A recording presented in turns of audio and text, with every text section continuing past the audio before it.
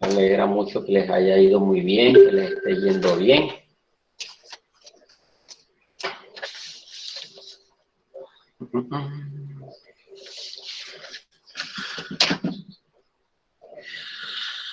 ¿Quiénes pudieron conectarse al seminario en la tarde?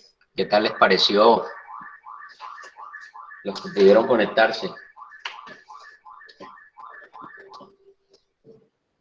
Pues yo solo me pude conectar una Ninguno. parte porque tenía otra clase y sí fue Sí, muy se puntual requiere. e interesante el tema a tocar, cada actualización que se le hizo, lo nuevo que tiene el CEPACA. Aunque hubo muchas cosas que no entendí, la verdad, Sí, como que. como lo de la demanda. O sea, Bueno, ya lo. le entendí que ahora la demanda se presenta por medios electrónicos. Y pues ella Sí. tocó ahí varios aspectos que es que como ella tiene dominio del tema y habla muy rápido, pues nosotros apenas estamos en la etapa del aprendizaje de eso, entonces fueron pocas las ideas que le cogí así. Lo mismo que el recurso de reposición, que actuaba como subsidiario de cuál recurso, eso sí, ahí también me quedé que no entendí. Bueno, de todos modos lo vamos a ver en su momento, ¿no? Cuando lleguemos a esos temas, pero igual como para anticiparnos y absorberte un poco la duda, debido a la situación de la pandemia, se está trabajando todas las entidades e instituciones del país, tanto públicas como privadas, a través de la virtualidad. La rama judicial pues estableció una plataforma, implementó una plataforma para trabajar a través de la virtualidad. Entonces, todo se realiza o se lleva a cabo a través de medios electrónicos, que es lo que decía. Es decir, entonces una persona para presentar una demanda, pues lo que tiene que conseguirse el correo electrónico de la rama judicial y de la oficina de reparto, o lo que se denomina oficina judicial, para efectos de enviar la demanda por ese medio electrónico, ¿sí? Que decía que ya no había que aportar esa cantidad de traslado físico ni nada, pues claro, porque como todo es virtual ya no se requiere de traslado físico ni nada por el estilo. Todo se hace a través de la virtualidad, a través de los correos electrónicos que tienen las entidades públicas y privadas en sus páginas de internet, y de aquellos particulares a través del registro que tienen en la oficina de Cámara de Comercio, a través del certificado de existencia y representación. Era prácticamente lo que hacía alusión, que por qué las demandas tenían que presentarse ahora en forma virtual. Por ahí alguien escribió que es lo que se conoce ahora como el expediente digital. Sí, hoy en día todo es digital, precisamente, y es la forma en como las personas presentan las demandas, pues debido a las dificultades, y que no hay un acceso al público en las entidades estatales y en el Palacio de Justicia concretamente. ¿Mm? Lo del recurso, pues también lo entenderás más adelante, pero cuando hablaba de presentarlo de forma subsidiaria, muy bien, que tú puedes presentar el recurso de reposición en forma principal, o en su defecto puedes presentar el recurso de reposición y en subsidio apelación. Si recuerdan, cuando vimos el procedimiento administrativo, aplica la misma situación el procedimiento administrativo al proceso judicial. Cuando hablábamos del procedimiento administrativo, que se podía interponer recurso de reposición y en subsidio a apelación contra una decisión de una entidad estatal o de una autoridad o de un funcionario. Acá es lo mismo, tú puedes interponer reposición y en subsidio a apelación, pero ya no contra un acto administrativo, sino contra una decisión judicial, contra un auto o una providencia, ¿sí? Listo, profe, No, gracias. muy bien, muy bien. Me alegra pues que hayas podido conectarte. Qué bueno. ¿Quién más pudo conectarse? De pronto que quiera hacer algún comentario sobre el evento, ¿no?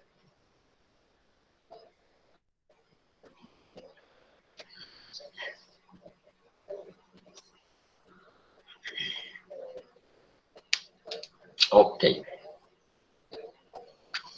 Bueno, se presenta una situación. Ustedes recuerdan que habíamos dicho que la universidad tenía programado una semana para efectos de las evaluaciones y que nosotros iríamos a hacer el examen la semana siguiente.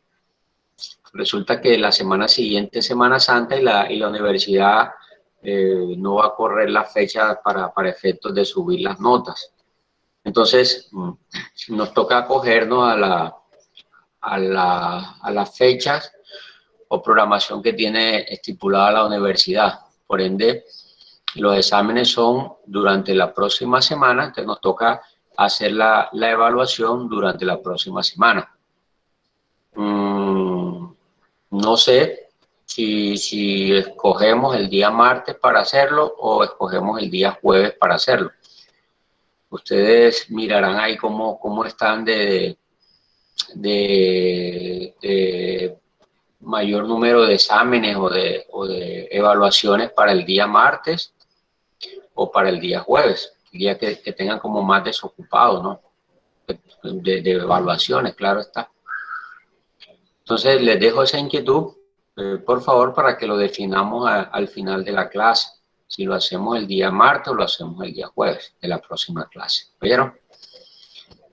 Bueno, muy bien, entonces voy a proceder aquí dicen unos que el martes, otros dicen que el jueves. Entonces, de todos modos, al final, pues miramos y decidimos eso. Si nos toca votar, pues votamos con lo que estén aquí conectados en ese momento. Bueno, Adriana Micheli. Presente. Ok. Andy Ustate Ariza. Presente, doctor. Muy buenas noches. Ok, buenas noches. Angélica Gisela. Buenas noches, presente. Buenas noches. Aura Romero. Presente, profesor. Buenas noches, Aura. Brian José Mendoza. Presente, profesor. Buenas noches, Brian. Camila Dayana. Presente, profesor. Ok, Camila. Daniel Barragán. Buenas noches, profesor. Presente. Buenas noches, Daniel. Daniela Fuentes. Presente, profesor. Buenas noches. Deiler Clavijo. Buenas noches, profesor, presente. Buenas noches. Edwin Rodríguez. Presente, profe. Buenas noches. Buenas noches. Fabián Martínez Pitre. Presente, doctor. Fabián. Hernández Jesús. Presente, profe.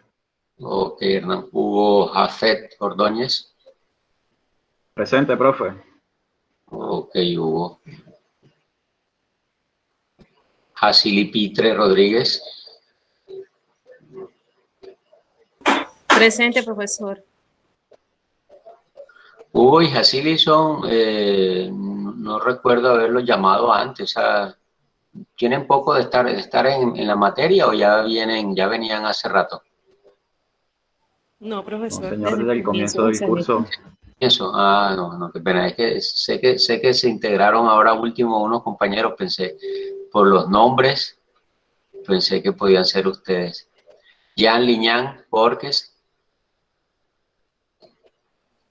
Presente, profe. Buenas noches. Ok, ya. José Eduardo Wilches. Buenas noches, profesor. Presente. Buenas noches, Eduardo. Karen Méndez. Buenas noches, profesor. Presente. Buenas noches. Leda Córdoba. Presente, profe. Leda. Lice López.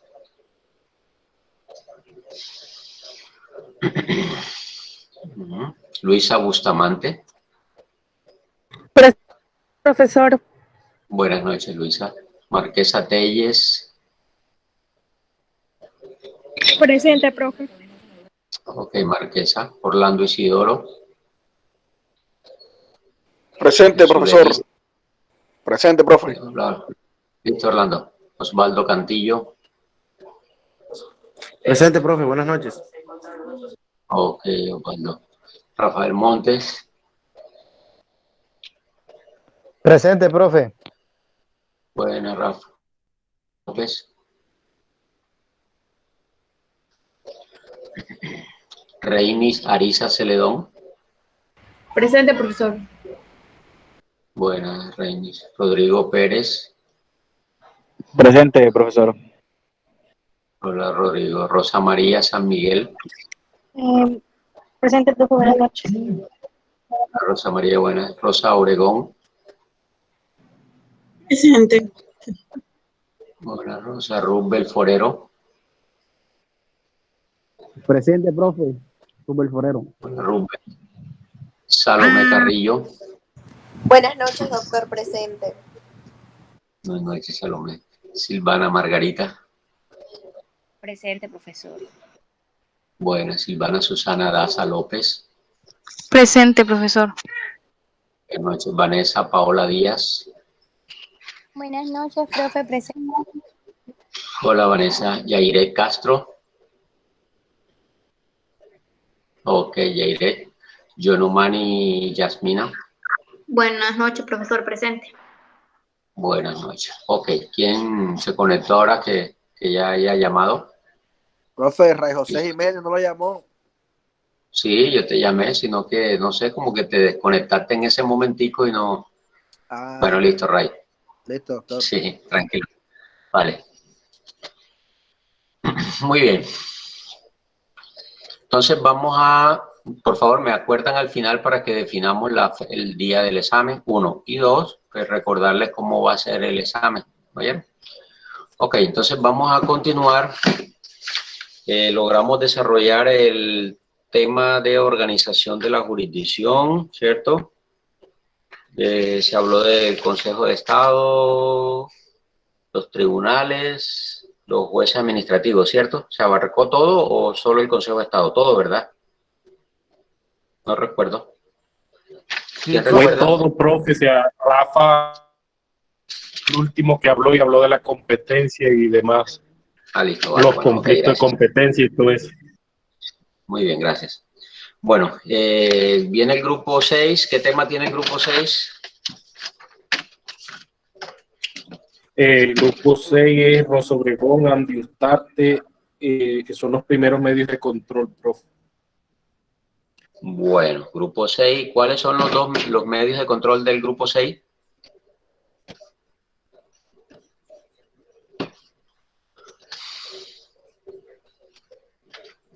Y el grupo 6 le corresponde nulidad por inconstitucionalidad hasta pérdida de investidura, profesor. Empieza en nulidad por inconstitucionalidad y termina en pérdida de investidura. Ok, muy bien. Bueno, entonces, ¿están todos ahí conectados al grupo 6? Por favor, si tienen diapositivas que presentar, vayan organizando todo el tema. Los demás compañeros, por favor, muy atentos a las explicaciones de los compañeros del grupo y al final, pues, panel de preguntas, inquietudes, dudas, aportes. ¿Oyeron? Muy bien.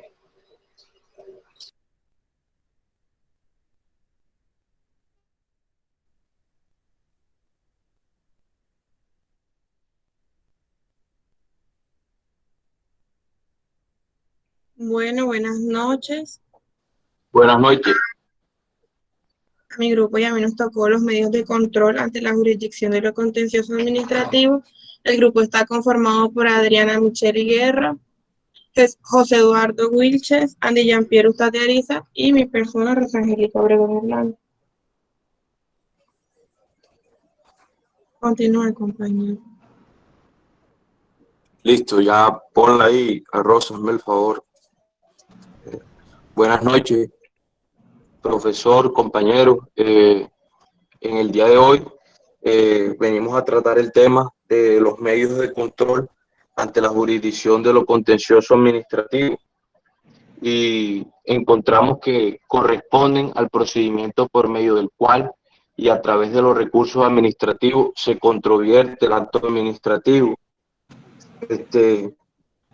¿Qué podemos decir de esto? Que pese a que los actos administrativos gozan de una presunción de legalidad, la cual traduce que estos se ajustan a las normas y a la Constitución, pues dicha presunción puede ser desvirtuada por la jurisdicción contenciosa administrativa cuanto dichos actos sean demandados a través de los medios de control pertinentes para ello.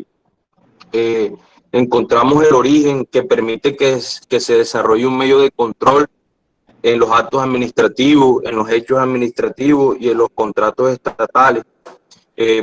Pues para cada acto se aplicará un medio de control apropiado para cada acto, y entendemos, como tenemos aquí en la diapositiva, que para efectos de la reclamación administrativa es esencial tener en cuenta la clasificación de los actos administrativos por cuanto su aplicabilidad deviene del tipo de acto.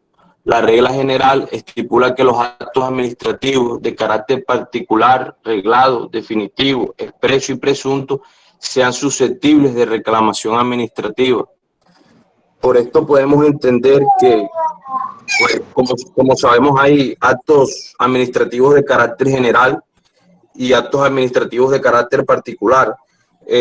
Entonces encontramos cuando dice aquí en la... No la pase, Rosa, todavía, no pase la diapositiva, que todavía estoy en ella.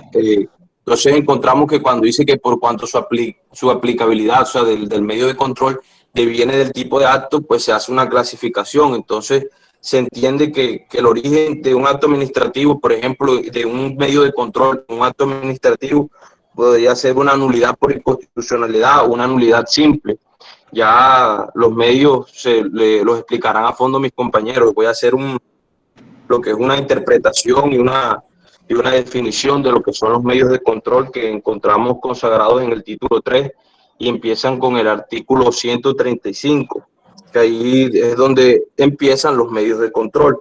Entonces encontramos que para un acto administrativo el medio de control pertinente sería una nulidad por inconstitucionalidad o una nulidad simple. Para un hecho administrativo, una reparación directa, y para un contrato estatal sería unas controversias contractuales. Entonces, entendemos que el origen que permite que se desarrolle un medio de control es eso, el acto administrativo, el hecho administrativo y el contrato estatal. ¿Puede seguir la siguiente, Rosa, por favor? Encontramos que los controles jurisdiccionales están en cabeza de los administrados y la administración. Los administrados cuentan con los medios de control de nulidad, nulidad por inconstitucionalidad, nulidad y restablecimiento del derecho y reparación directa, y la administración con la reparación directa cuando resulte perjudicada por la actuación de un particular o de otra entidad, también cuando es condenada para efectos de acudir a la acción de repetición. Entonces ahí es cuando pues se da cuando empieza a generarse el control, los medios de control ante la jurisdicción de lo contencioso, es cuando ya empieza una presunción, bueno, la pérdida de la presunción de legalidad de los actos administrativos, y pues esta presunción es desvirtuada cuando se ejerce ese control jurisdiccional de los actos administrativos por las diferentes vías, cuando son demandados los actos con la finalidad pues de que se declaren nulos y se excluyan del ámbito jurídico.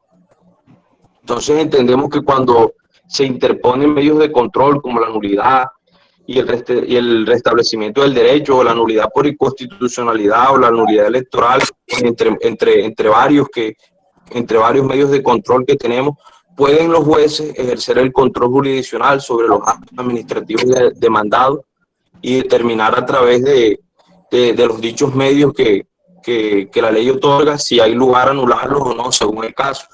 Entonces, a estos controles se suma la posibilidad por parte de la administración de demandar por nulidad sus propios actos administrativos. De allí que puede afirmarse que tanto la administración como el administrado pueden estar legitimados en la causa por activa frente a las demandas contra actos administrativos. Y aquí, pues, encontramos cuándo y dónde es el origen de los medios de control ante la jurisdicción de lo contencioso administrativo, y se empiezan a ejercer cuando hay esa pérdida de la presunción de legalidad. La presunción de legalidad en los actos administrativos, lo encontramos, la ubicación normativa la podemos encontrar en el artículo 88 de nuestro Código de Procedimiento Administrativo y de lo contencioso administrativo. Entonces, pues, a continuación ya vamos a entrar en lo que son los medios de control y empieza mi compañero a definir el primero, que es nulidad por inconstitucionalidad. Muchas gracias. Bueno, buenas noches. Para hablar de nulidad por inconstitucionalidad, tenemos que con la creación de la jurisdicción de lo contencioso administrativo y de las atribuciones que le confieren constitucionalmente al Consejo de Estado, existen unos mecanismos que se encargan de controlar tanto las actuaciones de la administración, los cuales están regulados en el artículo 135 al 148 del Código de Procedimiento Administrativo y de lo contencioso administrativo, que es la ley 1437 del 2011. Dado que a las atribuciones del Consejo de Estado se encuentra a conocer las actuaciones de nulidad por inconstitucional de los decretos dictados por el Gobierno Nacional, cuya competencia no corresponda a la Corte Constitucional, perdón. Estos están dictaminados a través de la ley 1437 del 2011, donde se regula que el medio de control denominado nulidad por inconstitucionalidad se entiende como un mecanismo jurídico procesal específico y especial de raigambre constitucional y de carácter contencioso administrativo, a través del cual los ciudadanos de manera directa o por medio de representante en cualquier tiempo pueden manifestar su voluntad en contra del Consejo de Estado con el fin que se declare la nulidad de los decretos de carácter general dictados por el Gobierno Nacional y de los actos administrativos también expedidos por entidades u organismos por expresa disposición constitucional cuya remisión no corresponda a competencia de la Corte Constitucional. La acción de nulidad por inconstitucionalidad está prevista como un medio de control judicial administrativa de los ciudadanos, donde pueden solicitar esta acción a los decretos generales dictados por el Gobierno Nacional, distintos consagrados a los del artículo 241 de la Constitución Política de 1991. Y también a los que están en la ley 1437 del 2011, en el inciso 2 del artículo 135, donde hace extensiva es que esta acción, al disponer del orden y el ejercicio de este medio de control, que todos los ciudadanos también pueden pedir la nulidad por inconstitucionalidad en los actos de carácter constitucional que sean expedidos por entidades u organismos distintos al Gobierno Nacional. Estos medios de control de nulidad por inconstitucionalidad tienen unos requisitos de procedencia, y es que se caracteriza por lo siguiente, y es que la causal de procedencia es la infracción directa de la Constitución como norma fundante a la que debe estar sometido el ordenamiento jurídico. La segunda característica es que es una acción pública. Se requiere el requisito de ser ciudadano para poder ejercerla o interponerla y no es necesario un abogado. Sin embargo, puede ser interpuesta por medio de este. La tercera característica es que no tiene capacidad, es decir, que en cualquier momento se puede. Y la cuarta característica es que solo procede contra actos de carácter general expedidos ya sea por el gobierno o por cualquier entidad que pueda expedir actos de carácter general por disposición de la Constitución. Un aspecto fundamental de la nulidad por inconstitucionalidad es la facultad que se le concede al Consejo de Estado de pronunciarse respecto a las normas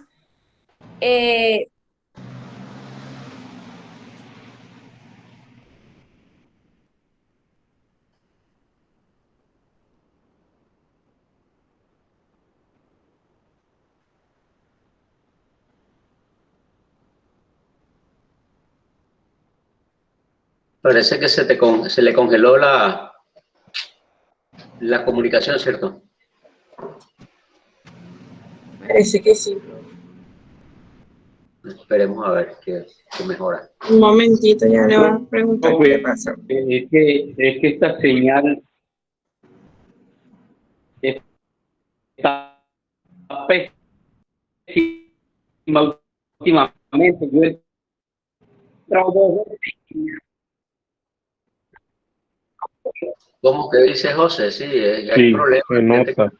El martes no pudimos conectarnos tampoco, o sea, muchas dificultades está presentando, no sé qué ocurre. Vamos a Buenas esperar. noches, doctor. Un momentito, Buenas a ver noches. ya que solucione. Hola, Yarilis, ¿cómo estás?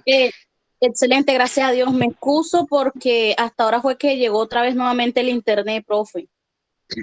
No, tranquila, no te preocupes, es entendible, esto está molestando mucho. Precisamente la compañera la acaba de sacar y no he podido retomar, me imagino. Queremos a ver.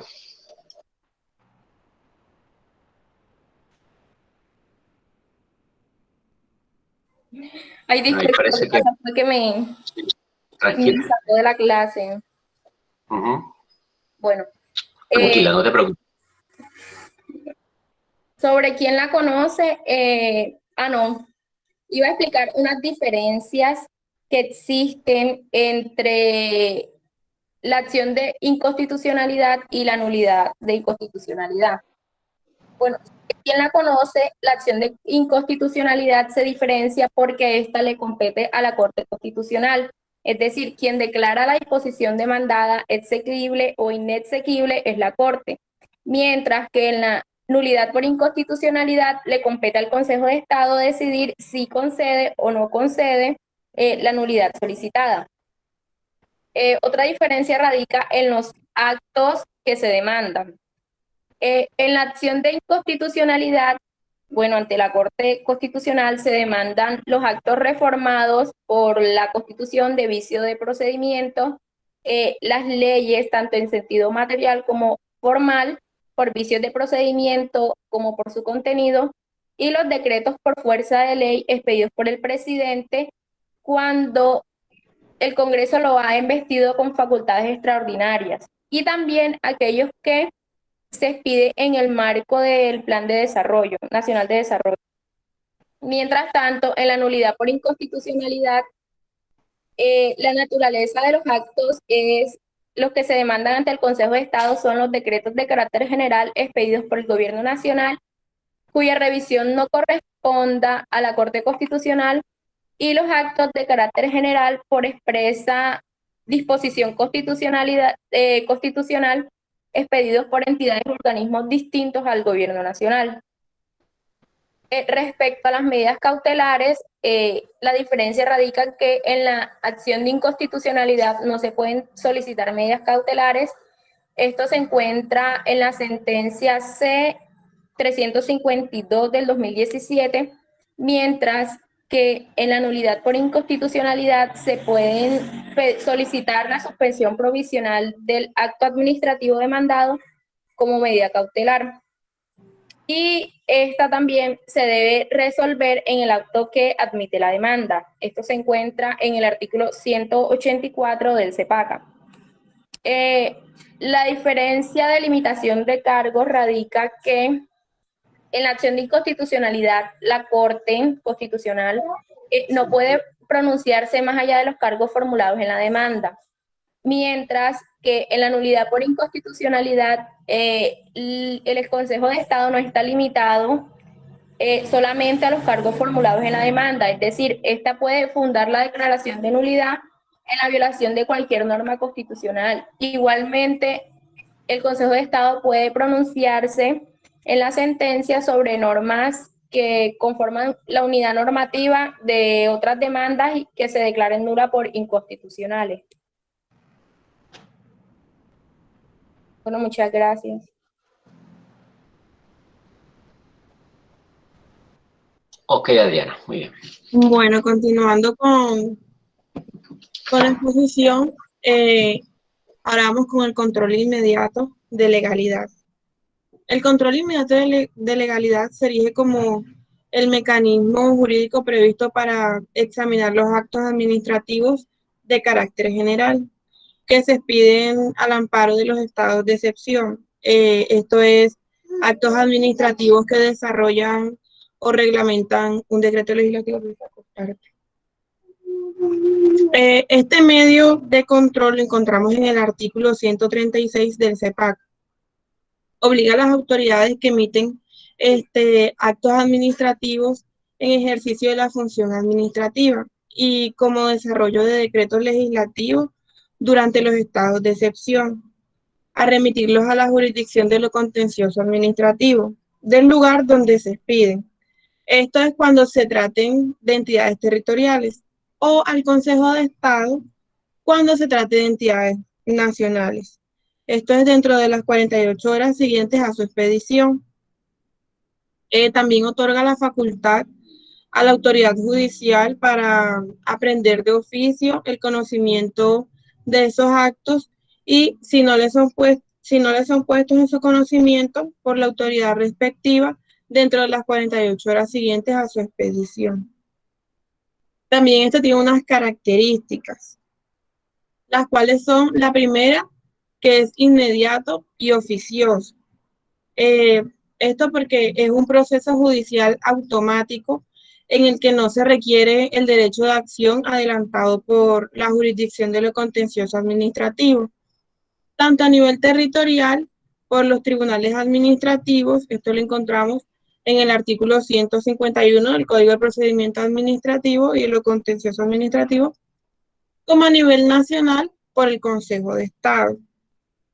La característica número 2 sería que recae sobre las medidas de carácter general que sean dictadas en el ejercicio de la función administrativa, adoptadas en desarrollo de los estados de excepción. La tercera característica sería que no se requiere de la publicación del acto, basta con su expedición. Una cuarta característica sería que durante su trámite no se suspende la ejecución del acto, es decir, sigue produciendo efectos.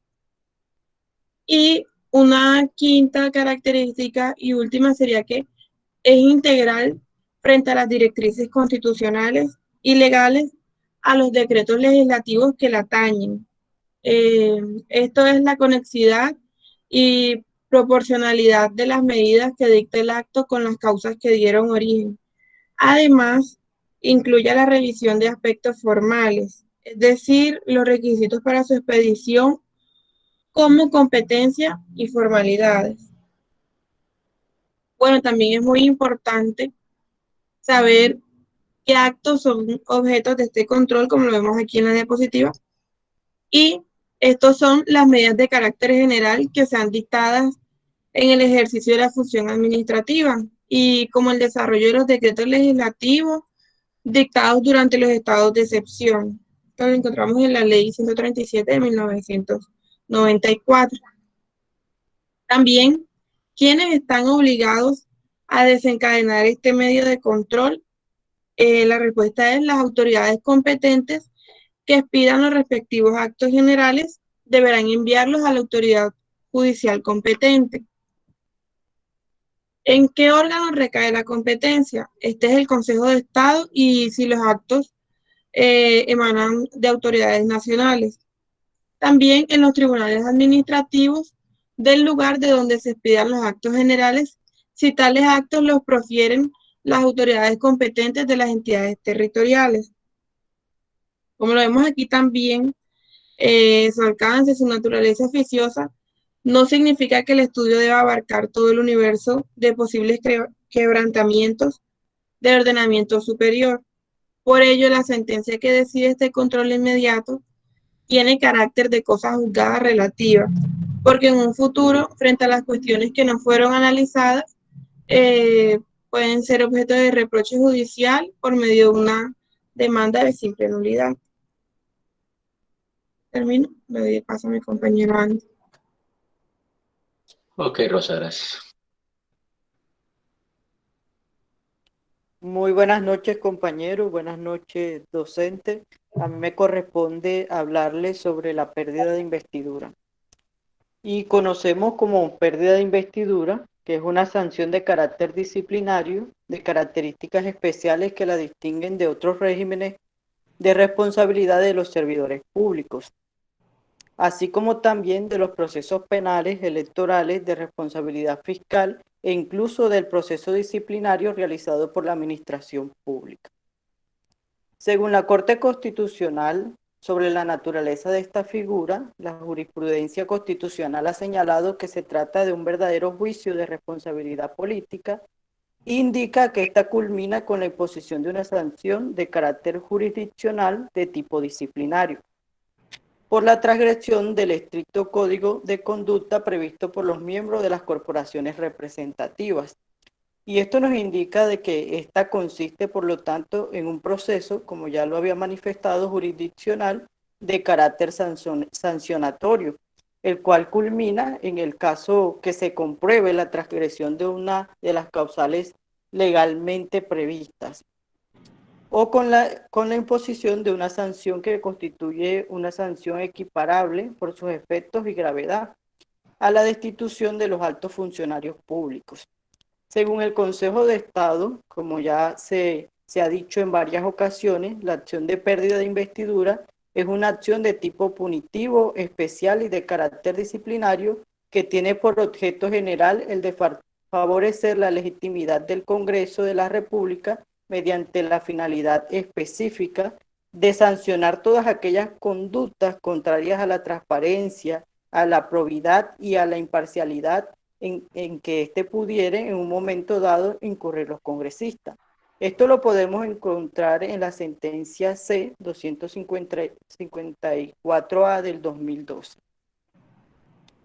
La pérdida de investidura tiene una finalidad que es, por decirlo así, el objeto de esta, y lo podemos encontrar consagrado en la Constitución Política de Colombia, y nos dice que ese fin es el de rescatar el prestigio y la responsabilidad del Congreso y garantizar el ejercicio transparente y efectivo de la actividad legislativa por quienes nos representan la voluntad popular. Y se puede decir que se trata de una acción constitucional autónoma que consagra un régimen estricto para los congresistas, dada la necesidad de salvaguardar las instituciones y hacer realidad los postulados de la Carta Política. La pérdida de investidura tiene unas características principales, y una de ellas podemos indicar que esta constituye un verdadero juicio de responsabilidad que tiene como fin acarrear la imposición de una sanción de carácter jurisdiccional que castiga la transgresión al Código de Conducta Intachable que los congresistas deben observar por razón del inapreciable valor social y política de la investidura que ostentan. Esto en aras del rescate, del prestigio y de la responsabilidad del Congreso. Otra característica de la pérdida de investidura, nuevamente lo indico, es una sanción de carácter jurisdiccional. ¿Esto por qué? Pues la competencia para decretarla es atribuida de manera exclusiva a un tribunal o el Consejo de Estado, que también tiene esta facultad. Otra característica que podemos observar, que la pérdida de investidura es la sanción más grave que puede interponerse a un congresista o a cualquier electo por elección popular, puesto que esto implica la separación inmediata de las funciones que el condenado venía ejerciendo como integrante de la rama legislativa y por expresa disposición de la propia Carta Magna. La inhabilidad permanente para hacerlo de nuevo en un futuro. Finalmente, los procesos de pérdida de investidura limitan o reducen algunos derechos fundamentales que podemos observar que se encuentran previstos en la Constitución, como el de ser elegido, como el de elegir o ser elegido, el cual no puede ser sometido a restricciones indebidas. Las causales de la pérdida de investidura, compañeros, las podemos encontrar en la Constitución Política en su artículo 183, el cual nos indica expresamente que los congresistas perderán su investidura cuando, primero, por violación del régimen de inhabilidades e incompatibilidades o del régimen de conflicto de interés. ¿Qué se busca con esto? Con esta causal de pérdida de investidura, y lo que se busca principalmente es evitar que los congresistas utilicen su investidura para tramitar los asuntos puestos a su consideración en una u otra forma, con el fin de obtener beneficios para ellos o para sus familiares, gracias al cargo o a la investidura que ellos ostentan en ese momento. Esto también no precisamente tiene que ser así. Muchos de los congresistas, para no interferir en el bien general, pueden hacer su salvamento de voto. Otra causal de pérdida de investidura es por la inasistencia en un mismo periodo de sesiones a 6 reuniones plenarias en las que se voten proyectos de acto legislativo o de ley o menciones de censura. Otra causal, la causal tercera, es por no tomar posesión del cargo dentro de los 8 días siguientes a la fecha de instalación de las cámaras o la fecha en que se fueren llamados a posesionarse. La cuarta causal es por indebida destinación de dineros públicos. Y la quinta y última es por el tráfico de influencias debidamente comprobado, ya que podemos observar que muchos de las personas que son electas por elección popular, que tienen ese cargo, tienden a valerse de ese cargo y de esa investidura. También las causales del numeral 2 y 3 no tendrán aplicación cuando mediante fuerza mayor.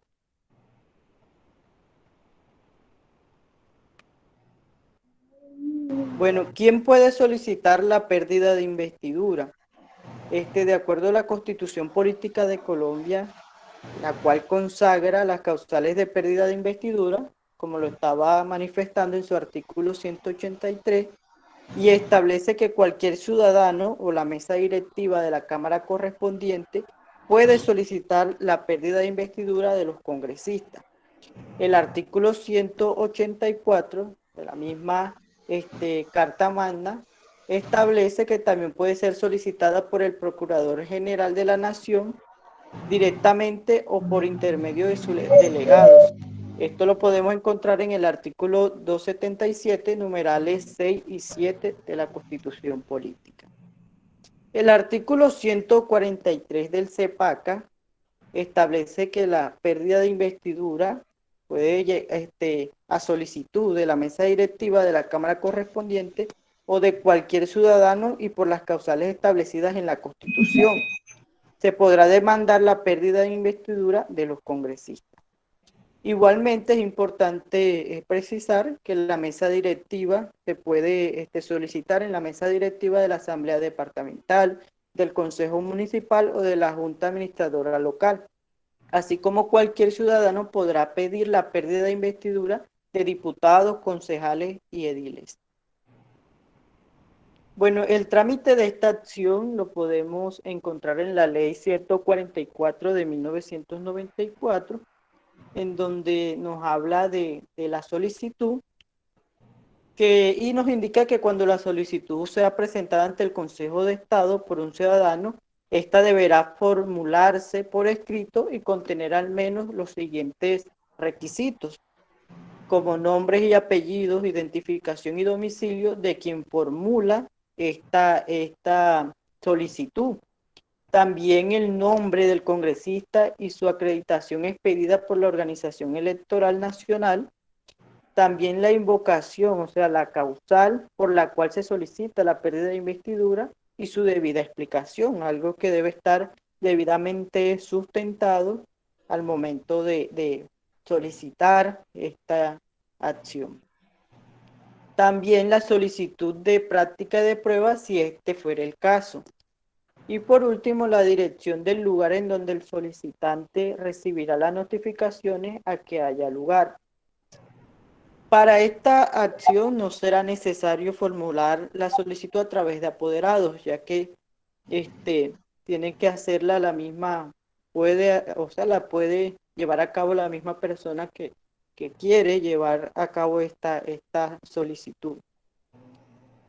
También podemos destacar que la solicitud deberá ser presentada personalmente, como se lo estaba diciendo, por su signatario, ante el secretario general del Consejo de Estado, y el solicitante que se halle en lugar distinto podrá remitirla previa presentación personal ante juez y notario, caso en el cual se considere presentado cuando se reciba el despacho judicial de destino. Bueno, el proceso de admisión de la solicitud nos indica que recibida esta solicitud ante la Secretaría, será repartida por el presidente del Consejo de Estado el día hábil siguiente de su recibido y designará al magistrado ponente. Y procederá a admitirla o no, según el caso, dentro de los 2 días hábiles siguientes en su reparto. En el mismo término notificará al congresista la decisión que se tomó, que se dio lugar. Este magistrado ponente devolverá la solicitud cuando no cumpla con los requisitos. Por eso es importante que los requisitos contemplados en el artículo 4 del trámite en la ley 144 de 1994 estén debidamente diligenciados. O no se alleguen a los anexos exigidos en la ley, y ordenará a quien corresponda completar o aclarar dentro de los 10 días siguientes a su notificación los requisitos o documentos exigidos. El incumplimiento de la orden dará lugar a las sanciones legales pertinentes. Bueno, una vez admitida la solicitud, en la misma providencia se ordenará la notificación personal al congresista, con la cual se dará iniciación al proceso judicial respectivo.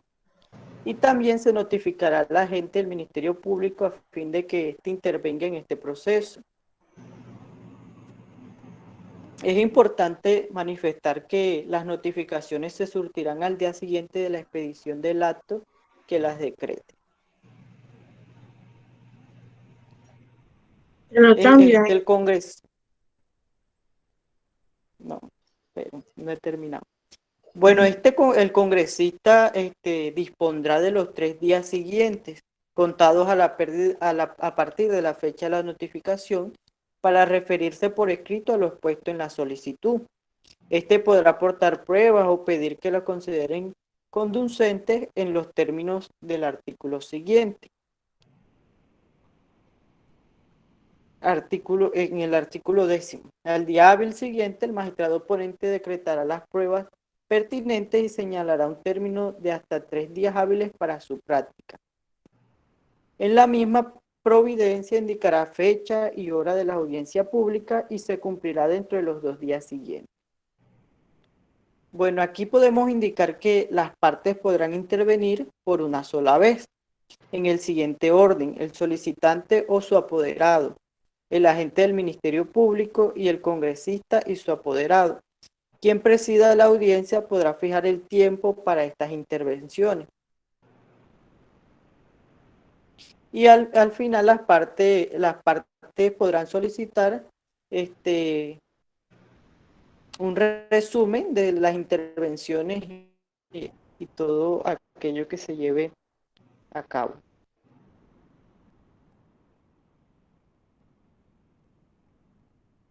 Bueno, seguido se habla de la nulidad electoral, de la pérdida de investidura, y podemos decir que, en efecto, mientras que la acción electoral se orienta a preservar la pureza del sufragio y el mantenimiento de la legalidad de los actos de elección, los congresistas, mediante la imposición de unos requisitos que ellos deben cumplir, quien pretenda ser elegido en el órgano legislativo, que actúan como causales de inelegibilidad, la acción de pérdida de investidura también tiene como finalidad sancionar al elegido por la incursión de conductas que contrarían su investidura. como lo son la transgresión del régimen de inhabilidades, incompatibilidades y conflictos de interés. Bueno, ahora bien, la acción electoral tiene una caducidad de 20 días y la acción de pérdida de investidura no tiene término de caducidad. Y esta acción electoral se tramita por el proceso previsto en los artículos 223 y los siguientes del Código Contencioso Administrativo. Y la pérdida de investidura sigue el trámite regulado en la Ley 144 de 1994. Aquí también podemos hablar de la doble instancia en los procesos de pérdida de investidura y nos indica principalmente que el Congreso de la República estableció para este tipo de procedimiento la única instancia, cumpliendo con los criterios señalados por la jurisprudencia respecto de las excepciones a la doble instancia, como lo son la restricción de la doble instancia por cumplir con los principios de razonabilidad y proporcionalidad, la vigencia del derecho a la igual y la exigencia constitucional del debido proceso sustancial. También otro puede ser la legitimación de la doble instancia, que debe respetar las garantías del debido proceso, el derecho de defensa, la justicia, la equidad, y no debe negarse el acceso a la administración de justicia, por lo cual deben existir otras acciones u oportunidades para contravertir el fallo. Por último, podemos decir que las excepciones que el legislador puede introducir a la doble instancia deben estar plenamente justificadas. Muchas gracias. Andy, y en el fallo, ¿qué se decide? ¿Qué se dice en la parte resolutiva? ¿Qué se ordena?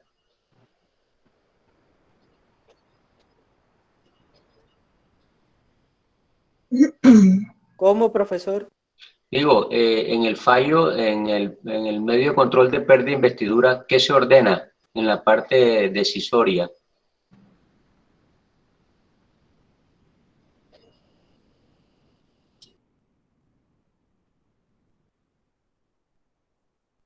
Un momento, profe.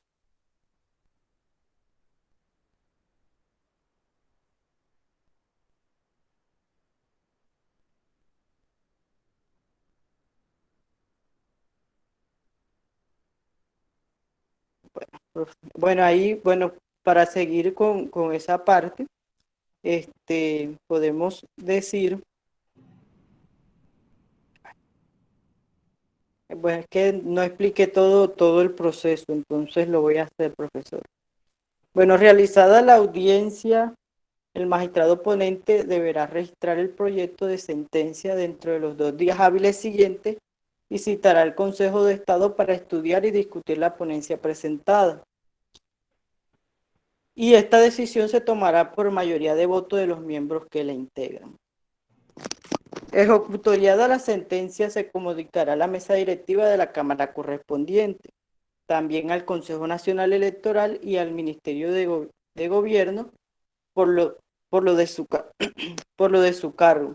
Cuando el Consejo de Estado advierta la posible comisión de hechos punibles por parte del congresista o temeraria o mala fe de la acusación, la sentencia ordenará que se compulsen copia de todas las actuaciones a las autoridades competentes para las investigaciones y sanciones correspondientes. Ya cuando se formulen estas acusaciones por varios ciudadanos, estas se acumularán a la admitida primero, siempre que no se haya decretado la práctica de prueba.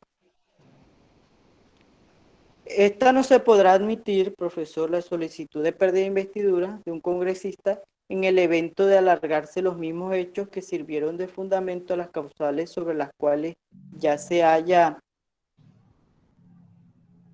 contemplado.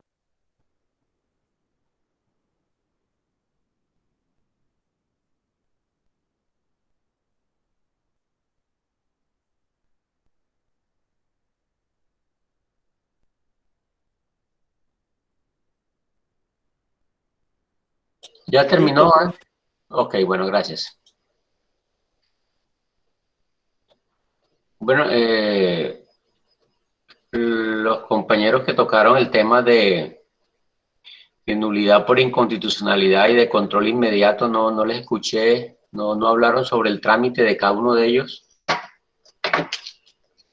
Rosa y ¿quién más habló allí? Y Adriana.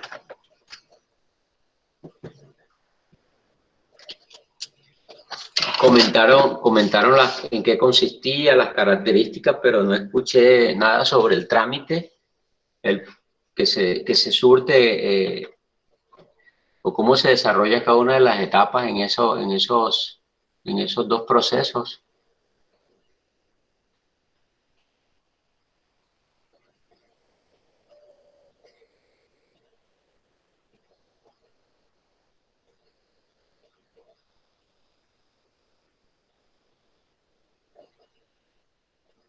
No me escucharon. No fue el internet, se va bien. Profe. ¿Sí? Pues yo hago parte de esto. Yo empecé definiendo lo que eran los medios de control y pues yo le podría pues hablar un poco de los requisitos de procedencia para la nulidad por inconstitucionalidad. No, es que eso lo comentaron, sus requisitos y las características, el trámite, así como habló que ahorita Andy comentó todo el trámite de la pérdida de investidura. ¿Quién está legitimado para presentarla? ¿Contra quién se presenta? Las etapas del proceso. No les escuché eso. Hablaron sobre en qué consiste, las características y todo igual, pero no escuché el trámite.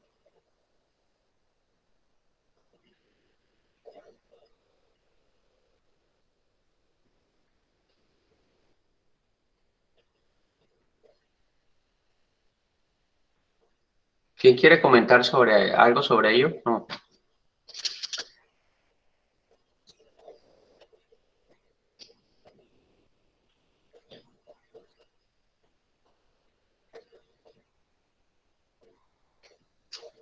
Rosa o Adriana. O el mismo José, no sé, José, si quiere intervenir ahí en ese tema.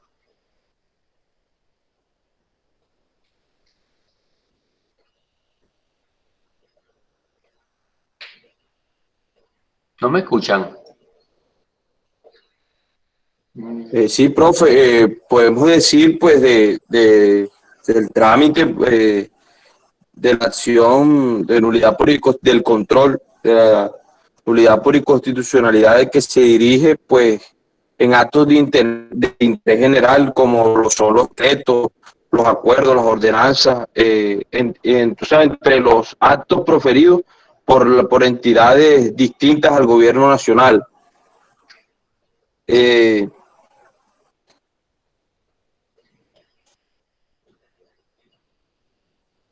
No, es lo contrario, José.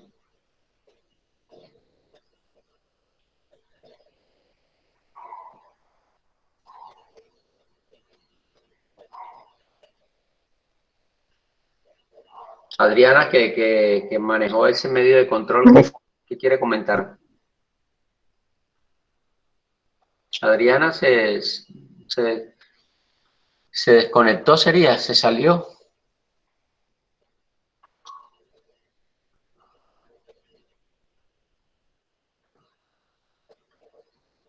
O Rosa sobre el control inmediato de legalidad, creo que habló Rosa, sí.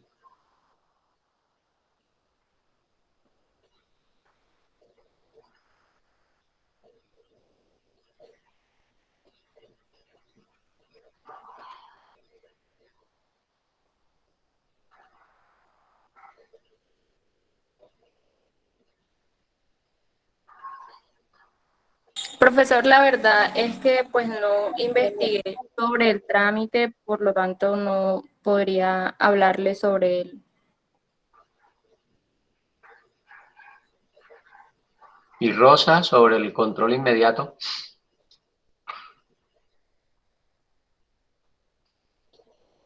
Bueno, profe, acerca de lo del control inmediato, al igual que mi compañera, por eso hice como un resumen de a quién qué, sobre qué recaía, a quién le correspondía a quién, sobre qué recaían el control inmediato de legalidad, a quién estaba dirigido, cómo se desencadenaba este medio de control. Entonces, pero hasta ahí, profe, porque pues esa fue la información que más o menos encontré, de pronto pues no esté bien. Bueno, para los demás grupos que tienen los otros medios de control, por favor, a más de la explicación sobre en qué consiste, sus características y todo, o sea, de una vez nos explican el trámite, ¿oyeron? El trámite de cada uno de esos medios de control. Es decir, desde que se presenta la demanda, quién la presenta, quién está legitimado en la causa por activa para presentarla, ante quién se presenta, quién conoce, o sea, explicarnos esas etapas, ¿sí? Los grupos siguientes que tienen los otros medios de control. Entonces, por favor, lo que hizo Andy estuvo muy bien sobre el tema de pérdida de investidura, y explicó cada una de las etapas hasta llegar a la sentencia. Entonces, los demás grupos, por favor, entonces también tener muy presente eso, ¿oyeron? Bueno, no sé si existan algunas dudas, aportes, inquietudes sobre estos primeros 3 medios de controles, que son medios de controles precisamente que garantizan la defensa y protección de la Constitución, dado las características de cada uno de ellos, como explicaron los compañeros del grupo, que están amparados en normas constitucionales, y por ende lo que se busca con ello es garantizar la efectividad, la primacía, ¿sí? E integridad de la Constitución. Ellos tienen un arraigo de carácter constitucional, y por ende lo que se busca con ello es que si existen algunas normas de carácter general que vayan en contradicción, en contravía, o que vulneren la Constitución, entonces se aplica a cada uno de estos medios de controles dependiendo pues las características y las condiciones de cada uno de ellos. El de nulidad por inconstitucionalidad con respecto a aquellos actos administrativos de carácter general expedidos por el gobierno nacional. ¿No? ¿Oíste, José? Por el gobierno nacional, siempre y cuando la competencia no corresponda a la Corte Constitucional. Los decretos de carácter general que conoce la Corte Constitucional están consagrados en el artículo 241 de la Constitución, ¿sí? Con respecto al control inmediato de legalidad, también es una forma de controlar que esos actos administrativos de carácter general, pero que en este caso se expiden en virtud de unas facultades por una declaratoria de emergencia económica, social o de salubridad o de salud, se expiden estos actos administrativos amparados en estas situaciones precisamente para salvaguardar, garantizar la salud y la vida de las personas como tal. Con respecto a esos actos administrativos, se ejerce un control inmediato de legalidad por parte de los tribunales administrativos, si tienen que ver con actos administrativos expedidos por entidades territoriales, o del Consejo de Estado, si tienen que ver con actos administrativos generales expedidos por entidades del nivel nacional. Un ejemplo claro y concreto dentro de la situación que estamos viviendo de pandemia, ¿sí? El gobierno nacional expidió o ha venido expidiendo una serie de decretos de restricciones y de garantías y protección de la salud y de la vida de todos nosotros, ¿sí? Dentro de un marco de emergencia en salud, y los alcaldes y gobernadores han venido pidiendo actos administrativos, decretos, resoluciones basados en esos decretos del nivel nacional. Entonces, cuando ellos piden esos actos administrativos, tienen 48 horas para remitirlos a los tribunales o al Consejo de Estado, dependiendo del órgano que lo expide, para efectos de ejercer un control de legalidad. ¿Qué consiste ese control de legalidad? De mirar si efectivamente esos decretos de carácter general están ceñidos, ¿sí? A la ley, o están ceñidos al decreto general expedido por el gobierno nacional dentro de esa emergencia económica o social o de salud, y lógicamente están expedidos conforme a la Constitución. Y de pérdida de investidura, pues escucharon muy bien la explicación que Andy hizo, muy buena explicación sobre en qué consiste, sus características y el trámite que se cursa en la misma. Lógicamente la pérdida de investidura es un proceso que se sigue contra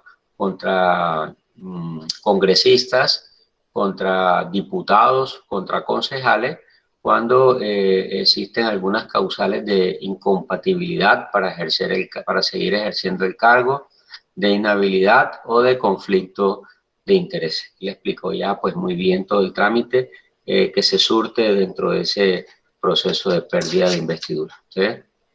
No sé si existan alguna duda, alguna pregunta al grupo sobre el particular. Sí, Hernán. Yo tengo una pregunta que es, ¿en qué caso se instaura la nulidad en única instancia? ¿En qué caso es en primera instancia, profe? A ver, que el compañero del grupo quiere comentar sobre el particular o otro compañero que quiera hacer el comentario a la pregunta de Hernán.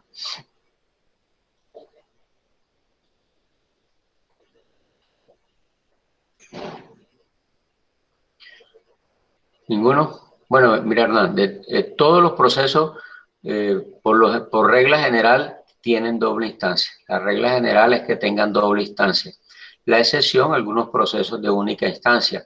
Por lo general, los procesos o las demandas que se presentan ante el Consejo de Estado, como el Consejo de Estado no tiene un superior jerárquico, entonces son demandas de única instancia. Las competencias están establecidas en el Código de Procedimiento Administrativo de lo Contencioso Administrativo. Ahí te indica, ¿sí? Dentro de las competencias que fue explicado por los compañeros del grupo anterior, cuáles procesos son de única instancia y cuáles procesos son de primera o de doble instancia. Cuando se habla que son de primera instancia es porque tienen una segunda instancia. ¿Quién conoce la segunda instancia? Pues el superior jerárquico. Indiscutiblemente el superior jerárquico va a conocer de las decisiones de fondo o las sentencias que profiere el de primera instancia, pero siempre las demandas entran por el competente en primera instancia, ¿sí? Y lógicamente el de segunda instancia conoce es cuando, en virtud de un recurso de apelación, un recurso de casación, un recurso extraordinario de revisión, pues llega a conocer de ese medio de control o de esa decisión que tomó el de primera instancia. ¿Sí, Hernán? Bueno, profe. Quería ahí solventar esa duda y ahora quiero hacer un aporte respecto del procedimiento que se surte en única instancia de nulidad simple. Sí. Primeramente, pues, como acción contenciosa, se debe instaurar una demanda de nulidad en este caso. Luego de presentada o de radicada esta demanda de nulidad, bueno, explicado ya lo que dijo el profesor, única instancia es en el Consejo de Estado. Esta demanda puede ser admitida, inadmitida o rechazada. Finalizado ese punto y considerando, teniendo de que se admite la demanda, se procede a la aplicación del auto admisorio de la misma, a través pues de los medios de notificación que conocemos, que los vimos en Pero, el Hernán, disculpa, es que general.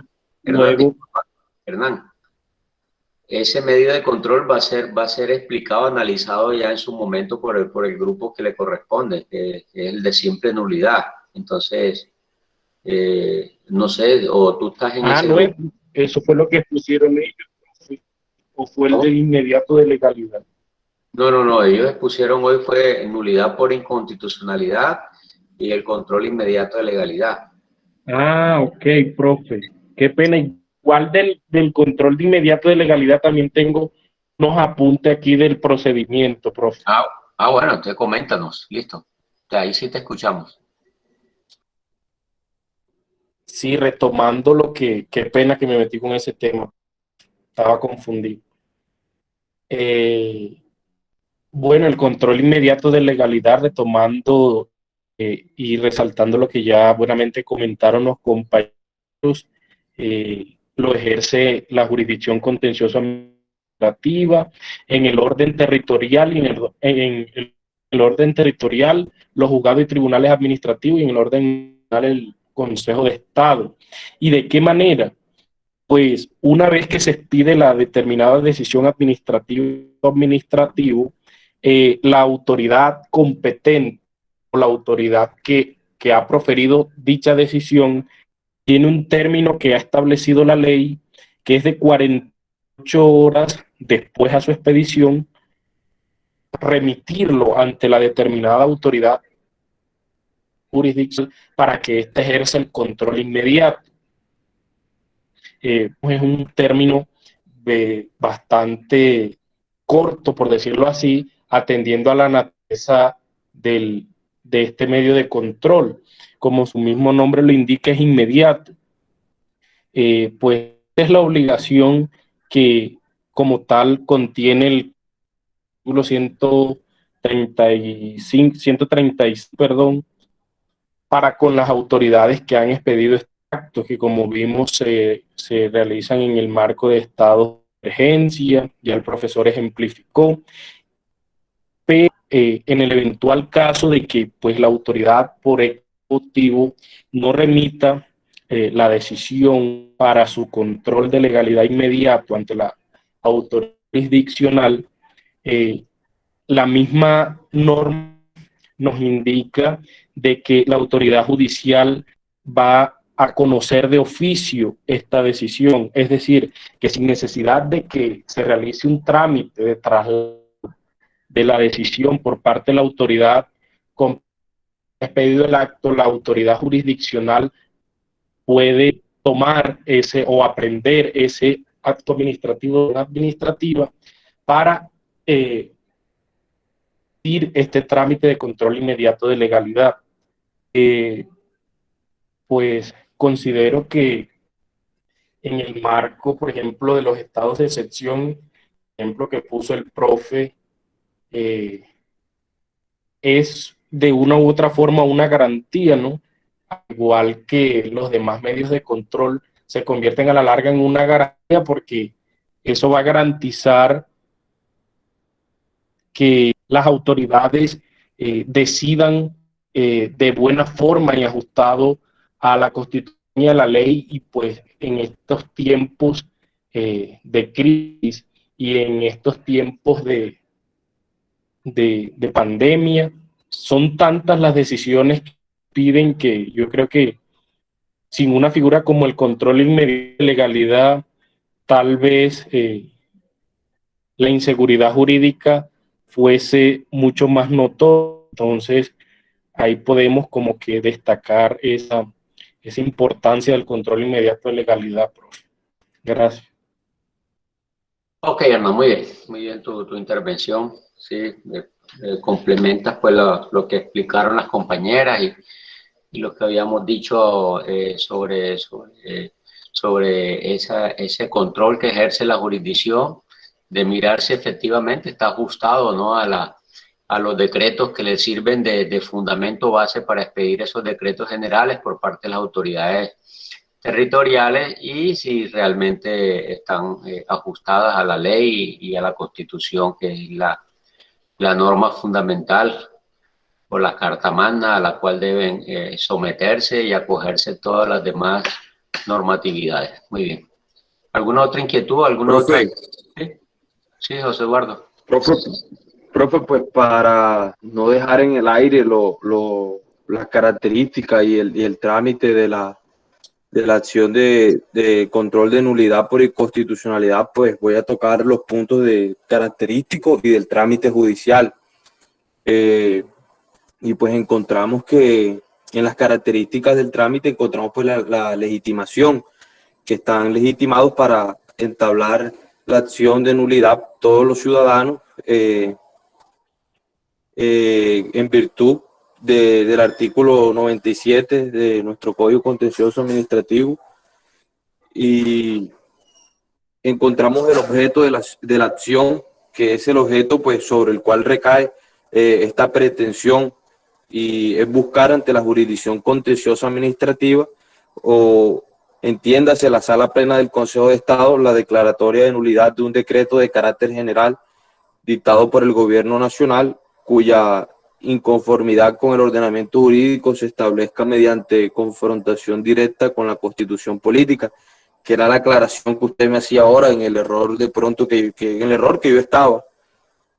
Y encontramos la competencia que para conocer de este artículo, para conocer la competencia para conocer sobre esta acción, la encontramos también en el mismo artículo, en el numeral 7, donde se establece que para la sustentación y ponencia se designará un consejero de la sección a la que corresponda la materia, pero para la resolución sobre la nulidad por inconstitucionalidad conocerá y decidirá la Sala Plena de lo Contencioso Administrativo. Encontramos en otra característica el trámite, que conforme a lo previsto en esta ley, esta acción se tramitará como procedimiento ordinario, pero pues con algunas excepciones. Y ya en la parte del trámite encontramos que la acción podrá ejercitarse, pues como ya habíamos dicho, por cualquier ciudadano, y se tramitará en sujeción al procedimiento ordinario previsto en los artículos 206 y siguientes de este código. Entonces, a lo que se refiere al periodo probatorio, si fuese necesario, tendrá un término máximo de 10 días, y en estos procesos la sustentación y ponencia corresponderá a uno de los consejeros de la sesión respectiva, según la materia, y el fallo a la Sala Plena. Contra los autos proferidos por el ponente, solo procederá el recurso de reposición. Los que resuelven la petición de suspensión provisional, los que decreten inadmisión de la demanda, los que pongan fin al proceso y los que decreten las nulidades procesales. Entonces serán proferidos por la sección, y contra ellos solamente procederá este recurso, el de reposición. Entonces el ponente registrará el proyecto de fallo en términos de los 15 días siguientes, después de pasado los primeros términos de 10 días. Entonces a los 15 días siguientes entrará la fecha de entrada, se inicia la fecha de entrada de despacho para la sentencia, y aquí la Sala Plena deberá adoptar el fallo dentro de los 20 días siguientes, salvo que existan otros asuntos que gocen de prelación constitucional. Entonces, la acción de nulidad de los demás decretos del orden nacional dictados por el Gobierno Nacional se tramitarán y decidirán por las secciones respectivas conforme a las reglas generales de este código, profe. Entonces, estas serían muy por encima las características y el trámite judicial para la pretensión de una nulidad por inconstitucionalidad. Ok, muy bien, José. Muy bien por la explicación y el trámite dado a la misma. Bueno, muy bien. No sé si existan alguna otra duda, inquietudes, aportes sobre el tema. Bueno, no siendo así, pues entonces culminamos con el desarrollo de los primeros 3 medios de controles que tienen que ver con las garantías de la primacía de la Constitución cuando se piden estos actos administrativos de carácter general y o cuando ocurren las circunstancias de incompatibilidades, inhabilidades o conflictos de intereses por parte de congresistas, de diputados o de concejales para perder su credencial como tal que lo reconoció como congresista, como diputado o como concejal. Entonces, quedamos pendientes para efectos de determinar si hacemos el examen el día martes o lo hacemos el día jueves. ¿Qué opinan de la próxima semana? Traten de mirar el día que menos exámenes tengan con otros docentes para que no se les cruce. Sí, doctora, el martes está bien. No se les El cruce, jueves. no se les cruce El mucho. jueves. El jueves. El martes, profe. Jueves. O vamos a votación. El jueves, el martes, hay muchos martes. El jueves. El martes. El martes. El martes. Vamos a votación, profe. Rosa, el jueves. Rosa, el martes. Me da igual. Oye, ¿por qué no levantan las manos los que estén con el martes y no sé, ahí se puede? Bueno, Hernán, no sé mírate, Hernán, contabilízate ahí por el chat.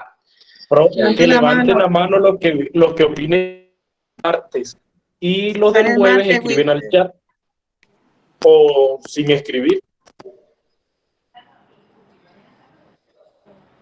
Jueves escribamos al chat mejor. Eso es complicado porque y de pronto el martes algunos tienen más otro parcial, el jueves de pronto lo tendrán otro, en fin, de todas formas hay que hacerlo, pero si le damos un espaciecito más de tiempo, pienso que tendríamos un poquito más de chance para estudiar.